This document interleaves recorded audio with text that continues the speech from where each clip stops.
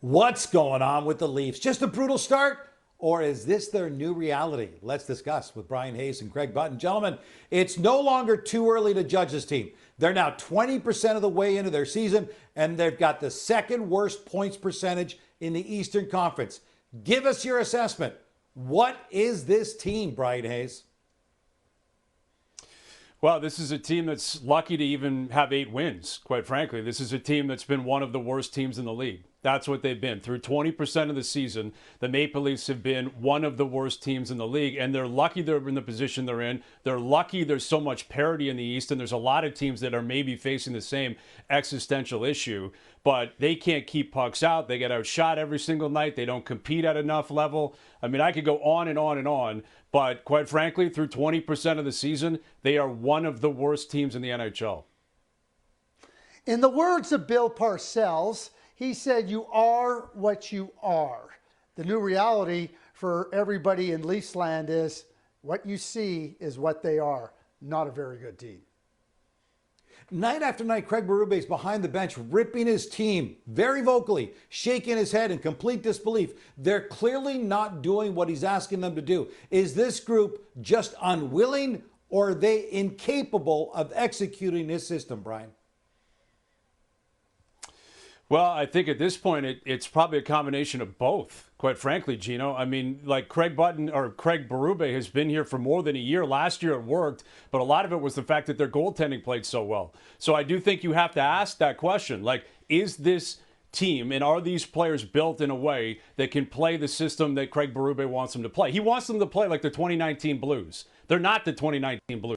Right? They don't have that type of weaponry. They don't have the same amount of size, physicality, the skating ability. They look old and slow. So I do think it's a system issue. I also think it's a willingness issue because, again, you would think they would realize a team that is this mature, a team that is one of the older teams in the league would have to realize they have to play a certain way. They never start on time. They never start on time. They're getting outshot at a ridiculous rate every single game. So I'm going to be down the middle here, Gino. It is a combination of column A and column B, and that's why they're in the position they're in right now.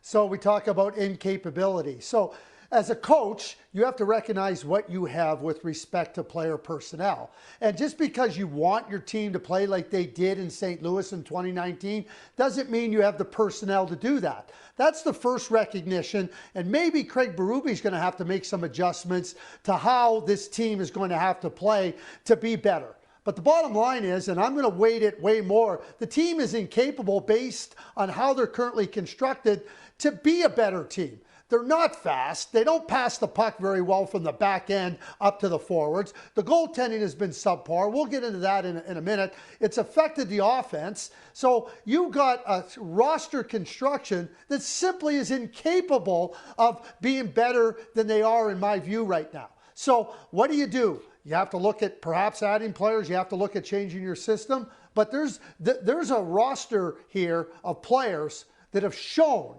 that they're only capable of doing so much. Right now, that isn't very good. Hey, sir, I want to follow up on that with you. As you mentioned, this system worked with the Blues. They won the Cup. So how do you fix this? Does Berube say, fine, they're not getting it, we're going to change the system? Or do you go and get radical, hit the trade market, bring in different bodies that can actually do what Craig Berube wants them to do? Well, the latter option, I don't think is available to them. I mean, they don't have, that's not the way the league works. You know, this isn't the 80s anymore. This isn't the early 90s. You know, the Brad Treliving can't call up the Flames and say, let's make a 10-player deal. Doug Gilmour is not walking through that door. It's not going to happen. It's not the way the league works. So they're not going to make trades. They're not going to go out there and completely readjust who they are. It's just not possible in the modern NHL. So I do think systematically they probably have to make some tweaks, but ultimately they just have to make better plays with the puck. I mean, Craig just pointed this out. They are horrendous when it comes to just making simple passes, when it comes to transitioning out of their zone. That's not a system necessarily. That's just basic 101 NHL hockey that they have to get better at. That's what's killing them. Like the neutral zone, I think, is a significant problem for them right now. Every team they face is stretch passing them to death. It is a fast pass lane for the opposition every single night in the neutral zone. That's something you've got to clean up. Right? That's not necessarily getting out of your own zone. That's not necessarily about a forecheck, although it can be because they're trying to dump and chase. They never get in there on time. So the other team is picking up the puck and getting out of the zone, and next thing you know, it's 3-on-2 this, 2-on-1 this, breakaway this. So they need to clean up their neutral zone, but ultimately they need to look at every single player and say, if you can't make a 10-foot pass, we have no chance. Right? I don't care who the coach is. If you can't make a 10-foot pass, you can't win in the National Hockey League. So systems are deep, and it's deeply rooted, and there is still time for change. And there have been a lot of examples of that throughout the history of the league where coaches have said, all right, we got to adjust here, because I do think it is close to panic time. Right? The Leafs have got to figure this out. There's still a lot of season left, but if they keep playing like this, it's just simply not going to work. But I think it's more basic than that. It's, can you make a simple pass? Can you avoid an egregious turnover with 2-3 minutes to go? That's not on Craig Berube. That's a 30-year-old player who's been in the league for 10 years. So I think it's more about the simple stuff that is really causing the problems right now. Craig, you've been in management in this league. You started down this path, Craig, and I want to follow up on it. Stolar's numbers have been crashing since he called out his teammates. We've all talked about that. But he's getting hung out to dry. You mentioned this briefly. Even Berube says he's lost count of the number of breakaways and odd man rushes his team has given up. They're dead last in the entire league in goals against. Who do you think gets the blame for the chaotic D right now, Craig? Well, I mean, to Bryan's points about where the team can be simpler and better, that hasn't been the case here. And, you know, last year, the Toronto Maple Leafs were not a good defensive team. They were a middling defensive team. And the goaltending was really, really good. Well, guess what? The middling defense now is terrible, and the goaltending's terrible too, because the goaltending numbers are right near the bottom of the league. So when we start to talk about different defensive metrics, and the Leafs are in the bottom 8 in every single one of these metrics: forecheck chances against, rush chances against, slot shots against, offensive zone time in their own end.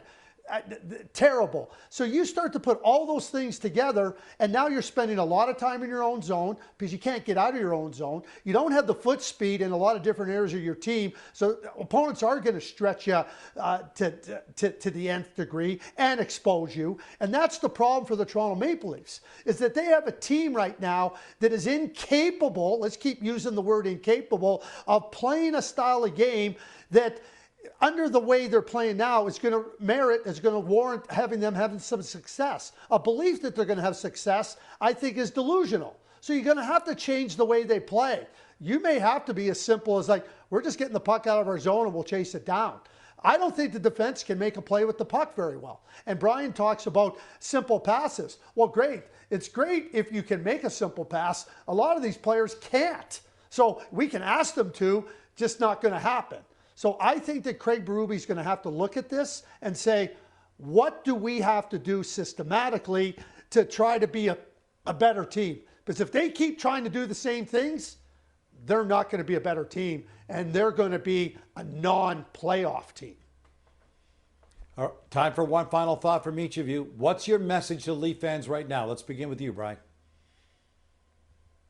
Well, I think the message should be, you know, there still is the regular season. It's not the playoffs, right? Like, they have built up some goodwill over the last 9 years, being a team that's very comfortable in the regular season. It has not looked like it at any point through 17 games this season. But it is the regular season. There's a lot of parity in the league.